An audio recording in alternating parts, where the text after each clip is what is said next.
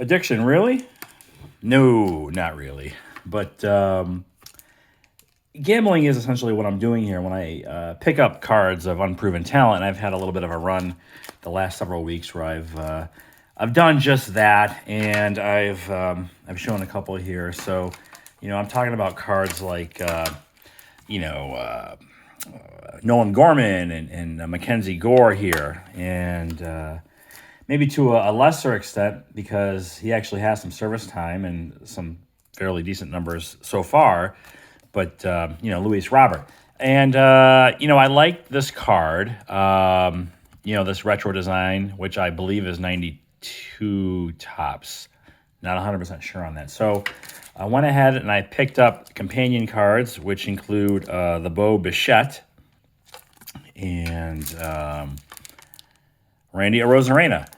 And these were less than the cost of even grading the card, okay? So I just liked the look and, thought I would pick them up.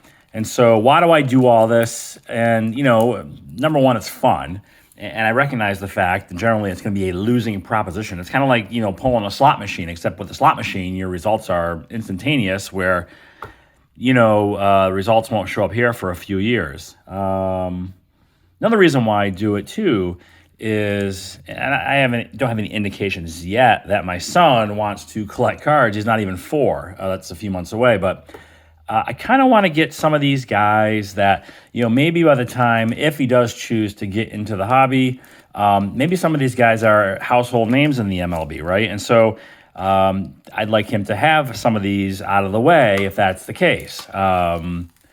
So he doesn't want to go back and get them when they're already, 4-figure cards potentially or whatever that might be. So that's also part of it too. Now, I keep my risk minimal from,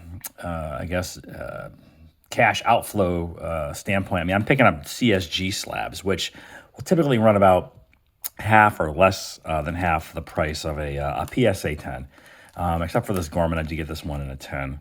But I have one more that and this will probably be it. I say this now, but, I kind of go in little phases of things that I do. And so this was my run of, for the most part, unproven talent baseball card wise. And this one, again, probably the last for a little bit, but I picked up probably the best slugger in the Red Sox organization. I think it's Blaze Jordan. And this is from 2021 Bowman Chrome Prospects. It's the Atomic Refractor in a CSG 9.5.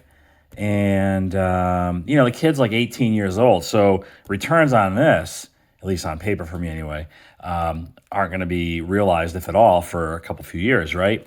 Looking at the subgrades, it has a 9 on centering, but 2 9.5s and a 10 on the surface, which, I look at something like that. This probably would be a PSA 10.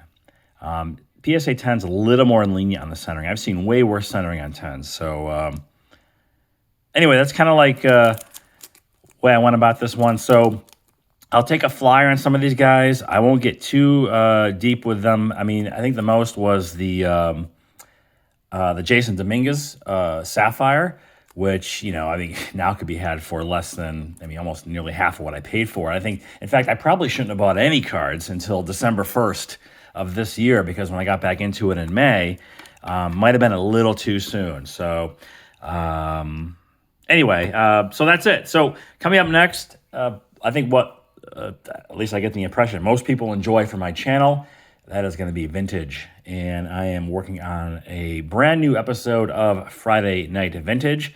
And if I had to set a date, you probably have to wait a couple weeks-ish. Maybe by mid-January, I'm going to have that ready to roll. So stay tuned for that.